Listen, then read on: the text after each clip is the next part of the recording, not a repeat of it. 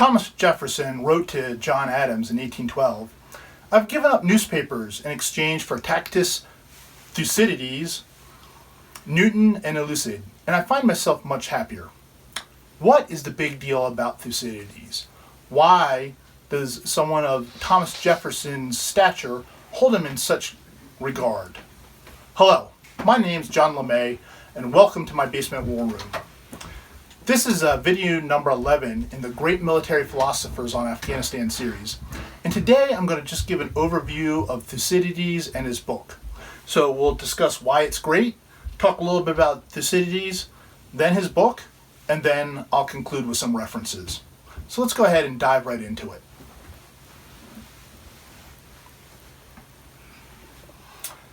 I doubt whether a man can think with full wisdom and with deep convictions regarding certain of the basic international issues today who has not at least reviewed in his mind the period of the Peloponnesian War. General of the Armies, George C. Marshall. So both Thomas Jefferson and George Marshall hold Thucydides in high regard. And why is this? Well, one of the first reasons is because Thucydides' history set the standard, along with Herodotus, for modern historians. And what do I mean by this? Well, let me read to you a little bit from his work.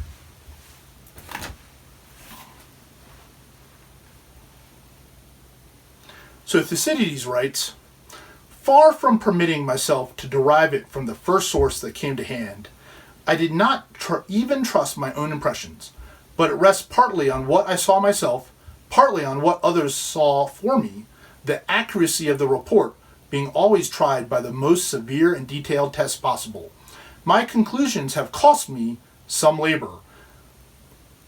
From the want of coincidence between accounts of the same occurrences by different eyewitnesses, arising sometimes from imperfect memory, sometimes from undue partiality for one side or the other." So Thucydides worked hard to verify his history and report accurate details, and thus set the standard that we would hold historic works in today. The next one is, it's a profound meditation on political power and human nature. And to understand this, let me make a quick Clausewitz comparison. So Clausewitz had the formative experience of being shattered by Napoleon in at least 2 battles. So he was on staff of various armies, and they were destroyed by the god of war. Clausewitz lived through these experiences and later reflected on them deeply and wrote on war. And so his effort to answer the question why and to really explain what he lived through resulted in On War. In the same manner, Thucydides lived through these events he writes about. He was a plague victim. He was defeated as an Athenian commander by the Spartans.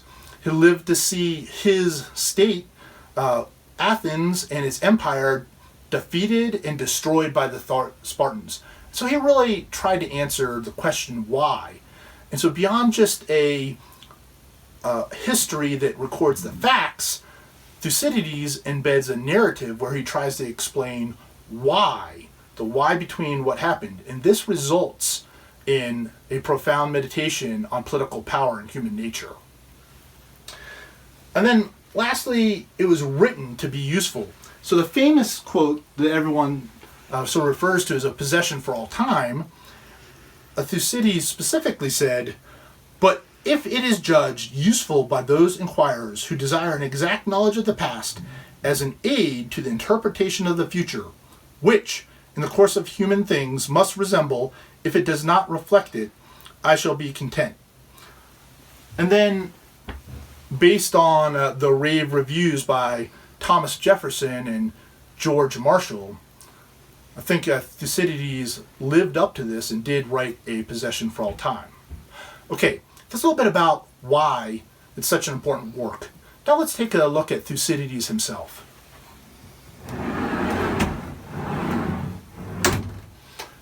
On this board, the top 4 bullets are from his work, and the bottom 4 bullets are deductions. And so what we know about Thucydides is what he wrote about himself in his work. So, he was a plague victim. He was an Athenian general who was defeated in 424/3, that campaign season. He was exiled for that defeat for around 20 years, although we suspect that at the end of the war he was allowed to return to Athens. And his father was Olorus, and he had both political and economic mining interests in Thrace. So what we deduce is that he was an aristocratic Athenian. He was born between 460 and 465 BC. I've seen both dates cited. He traveled extensively in his exile and took advantage of it to interview Spartans and other eyewitnesses to get those multiple first-hand accounts that he writes about. And then he died in 404 to 400 BC. Again, I've seen both dates cited. And the really, I think, important thing, at least to me, that resonates about who Thucydides was, again, was that he was a soldier who fought. He experienced defeat, he lived through the plague, and he tried, in addition to recording just the events of his time, he tried to explain why. And so he has an embedded theory in his work. Okay, so that's Thucydides. Let's talk a bit about his book.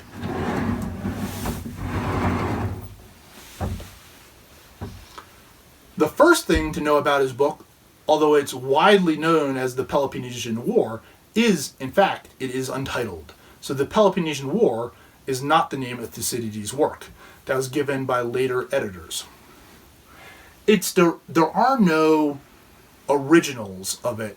Only scraps remain from the Greek era. And so what work we have today is derived from 7 medieval manuscripts, all of which vary a significant amount.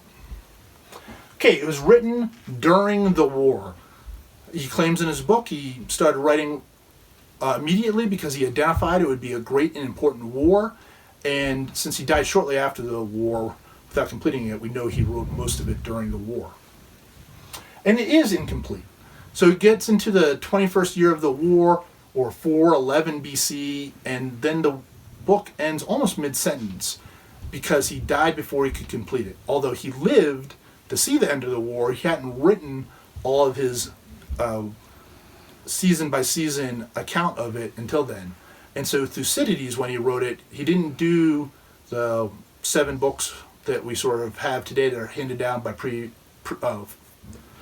later editors, but rather he wrote a military history that addressed every campaign season in sequence. So that's a little bit of information about his book. And now let me conclude with some references.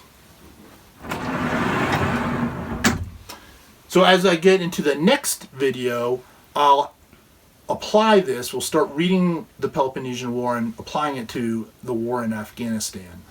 But I just want to give you an introduction before we did that. Okay, so some references for this introduction are, of course, Thucydides' work. This is the, forgive me here, Minot translation, and it's the most current English. It's the easiest to read and a very useful translation.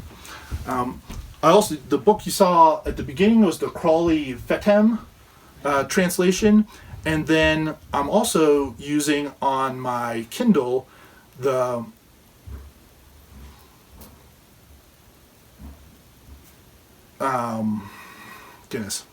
landmark Thucydides.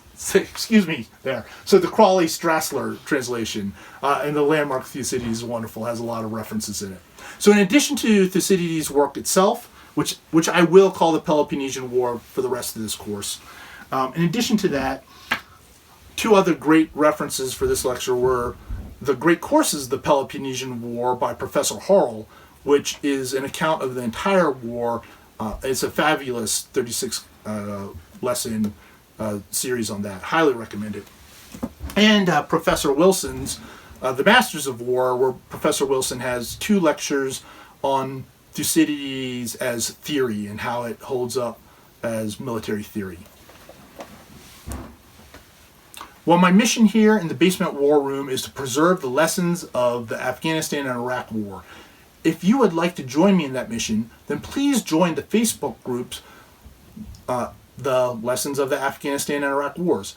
That Facebook group gives me a couple additional tools so I can post notes that you can take advantage of, but I'm really hoping that you'll comment and add to the discussion there. And then additionally, if you want to see a little bit behind the scenes at the Basement War Room, sign up for the newsletter on thebasementwarroom.com. Thank you very much for joining me today.